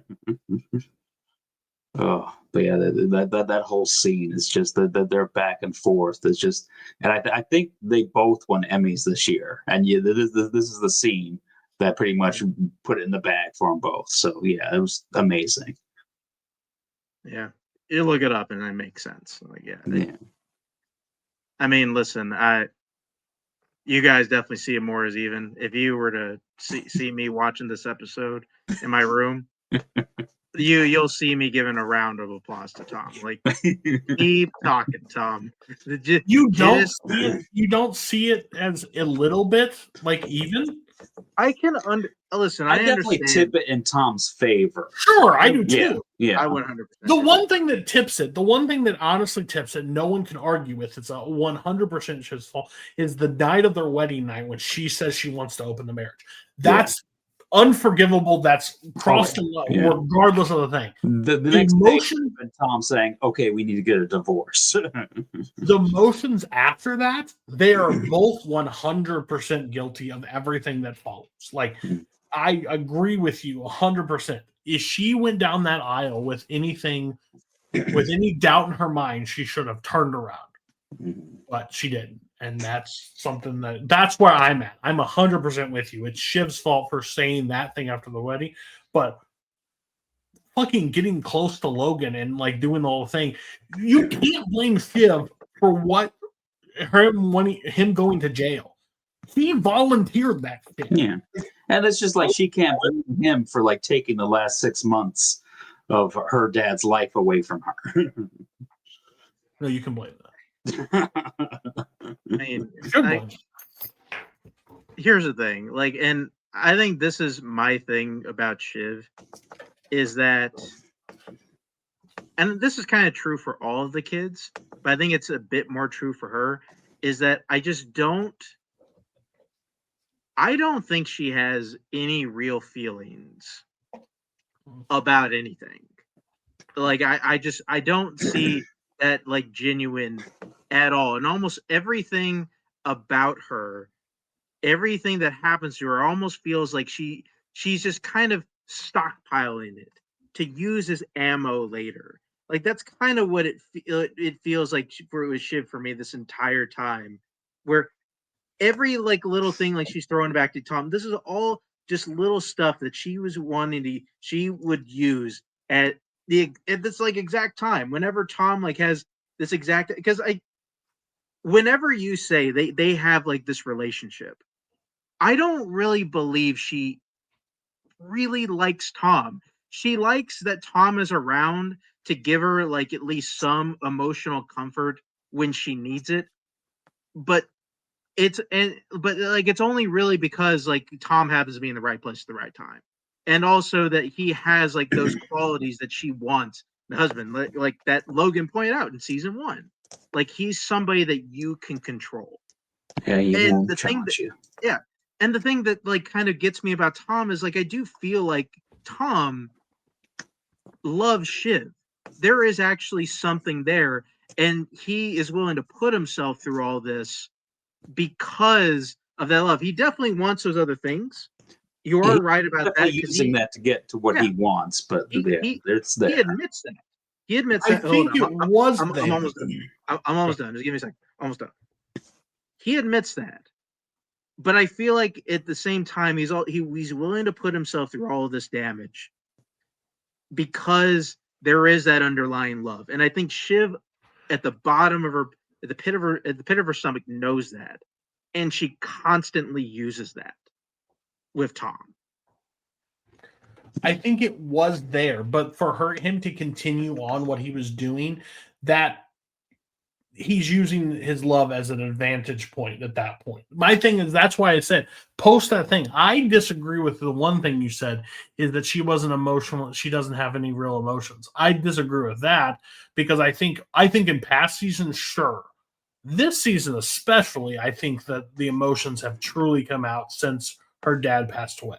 Like, and again, if that's the triggering event that changes who you are as a person, then fine. But she is emotionally distraught still over what Tom's situation. Her lingering around with it, her melting down, him getting close to him, like, and that may be the hormones also in her that currently pregnant. She's feeling for two now. It's Tom's kid, right? We can assume so. Yeah. She hasn't. But then the situation is like, but that's my only thing is I blame. I think when the show started, I was anti-Shiv the entire time. Like I led for bad guy because how she treated Tom all the way. I just think once something's out in the air and you know somebody's true intentions or however the situation is, and if you continue to use any emotional manipulation of any kind to do stuff, you're just as guilty as the person that is just as bad. Like you do not get a pass just because you were hurt prior. Like you had every right to dissolve, move on, go away. But the reason why he wouldn't go away, he could have filed for divorce. There was nothing stopping him. There's a reason he didn't. He would have still got money, but he didn't want the money. He wanted more power. He wanted the head. He was angry. Shiv brought him in, and he was upset about the situation that she may become the CEO when he could have gotten the line for it. So there's underlying stuff of Tom back there wanting that power. It's not as prevalent of Shiv fucking some other dude in the next room and not telling her, but it's still there that Tom is using this as a chess piece to move forward. He does it so far that he keeps tagging her along regardless of the situation, and then cuts her out, which again, fair game, but also you're just as guilty as Shiv at this point because you used your emotional manipulation to fuck over the person that you claim to have love for. You don't because you fucked her over. Like that's where I'm at mentally. I'm with you. I mean, you can love somebody and fuck them over. Huh? You can love somebody and fuck them over. Yeah, but then at the beginning you can't fall. I don't feel bad for you anymore at that point. Like you lose all credibility in that situation. They were both. I don't think there's a good guy or a bad guy in their situation. I just think they're just two people who are fucked up together and really should separate, and it'd be the best thing for both of them. Like, and the one thing, like, I'll keep stressing is I don't think any of this is like nothing about this is truly Shiv's fault because this is all stuff that was ingrained in her. Logan created 3 monsters. Yeah, like Logan created this. That's the one thing I will say. Like she even says, I can't give you the validation. I was giving you validation every day, but I wasn't the person you wanted it from, and that's fair. She doesn't know how to love because she's never been loved herself. Mm-hmm. She's been cared for, she's been treated right, but she doesn't know how to love. And then put in the situation, she uses everything, all of her kids, every kid in that family uses as the next thing as a strategic move. So when somebody's actually showing love and affection, she doesn't know how to operate with that because that's not how she gets presented. So I honestly think the death of Logan, the pregnancy or whatever, I think that honestly could be the key to pull them back together. Will it work? I don't know. But I think, because I don't think Shiv has active, like old Shiv would have fucked Madsen already. Like that would have been done. But I don't think she's actively at this point cheated on Tom since. We haven't seen her with anyone else in a while. Yeah. Like she truly is like completely just stop that portion of life or whatever. Even when she's like has the ammo and can just do it, she just does not do it at this point. And again, that could be a lot of factors. I'm not saying she's just doing it because she loves Tom. That's not what I'm saying. But to be fair, I think the span of time for this entire season has been like 8 days. So it's Something not like that. In this world, 30-month chip, I'd still give you some credit for at this point, you know. So, and then after that fight, poor Tom just tries to go in there and get everyone to leave so he can go to sleep, and everyone's just like, "Yeah, sure, Tom, yeah." no, Yeah. go home. Party over. He tried to have pull the Bruce regular Wayne, but one. he doesn't have the Bruce Wayne power. They're like, what? You're not fired yet? Whatever. Let's take a Oh. But yeah, another great episode. I mean, it's really winding down. It's sad that next week's gonna be the last week we can talk about this stuff. Maybe we'll do all 3 in one episode, which we haven't really done ever all this season. Yeah, We'll three season or series finales right there. So yeah, that's gonna be fun. Yeah, but yeah, great episode. This might be interesting. I don't really know. Bag of the week. I mean, I kind of honestly just want to put the Roy siblings as bad guy of the week. I would do Kendall and Roman. If I had to pick one, I would pick Roman. But honestly, all 3 of them I think deserve it. I would have done Kendall. Why Roman for you? Because of the firing? Yeah, I mean the firings, just being an overall dick, which I mean, no, that's pretty much he's usually a dick. He's just extra dicky this week. Kendall more. I think it's self-centered, because I guess the one thing we didn't talk about from the last episode is Kendall looks at Frank and goes, "What if we flip the script? What if we buy Mattson's company?" Yeah. And Frank's like, "I just want money." My thing is, I think I would do Kendall and Roman as a combo. Because Kendall definitely is jumping on Roman's emotional attachment to ATN, being like, "Oh, that was Dad's thing. We can't get rid of it." They're trying to tank the deal when it literally benefits everybody else in the room, but they're not letting anybody know about why they want to keep. If they would have just come up front for, "I don't want to do this because I want to keep it." No, they're trying to do everything behind the works, which we all know what this most likely will be, is blow up in his face. If you give me Roman, I'll give you Roman. I don't care if you don't want to do Kendall and Roman. But who are you going to give it to, Mark? Yeah, who do you think, Mark? Or is there somebody else we haven't thought of? I feel like I made my case on this one. Like I'm willing to jump in with Matt on just going with all 3, because all 3 of them. What did Shiv do this episode? Are you? She's technically been going behind her brother's backs, working with Mattson. She got pushed out. What do you want from her? I don't care. I don't care about that. I don't care that she's being pushed out. She's still trying to fuck over everybody, create a spot for herself. Like, no. You just have anger towards her. This is not justified. Roman? Definitely is. Oh, I mean, if that's what we can all agree on, can we agree on Roman? Okay. Oh, poor Mark. Whatever. we know who the real bad guy. No, we don't. No, we don't. Yeah, anybody that's actively watched this, we do not know what you're talking about. It's actually not Shiv at all. You just have anger in your heart towards her. Yes, it is. Like, I mean, I don't think that you could say that Shiv is not exhibiting some bad guy behavior. No. What did she? I truly don't know what these 3 episodes. What she did, tickle picture. I mean, she was still horrible to Tom these episodes. No. Or fuck Tom, fuck you. What are you talking about? Or making jokes that he's gonna get fired. Like, come on. She pretty much paraded Mattson around saying that they're gonna fire Tom to everybody in the building. I mean, Tom was throwing shit in her face the last 4 weeks. What are you like? Guys, pick a lane. In her face, not everyone else's face. I'm not surprised, because like this Logan love has to go somewhere, and it makes sense. I'm actively watching the episodes. I was against Shiv at the beginning. Everybody's like, "Oh, I don't know what the fuck I'm talking about." Blah, blah, blah. And now I'm Shiv defender, and you're like, "Guys, she's fucking Hitler. Why don't you hate her?" Get a room. 3 of them are equally assholes. Fuck off, Mark. Jesus Christ. All right, that's the episode. We'll be back next week for the season finale. 3 episodes of Succession, 3 episodes of True Detective, season 4, Night Country, and 2 episodes of The Leftovers. We'll wrap it up. We'll rank the seasons. We'll rank the series.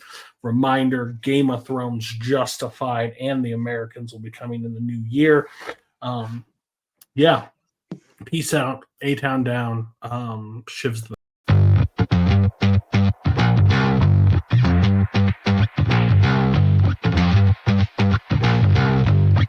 Wonder ever you're a bad man? World needs bad men. We keep the other bad men from the door.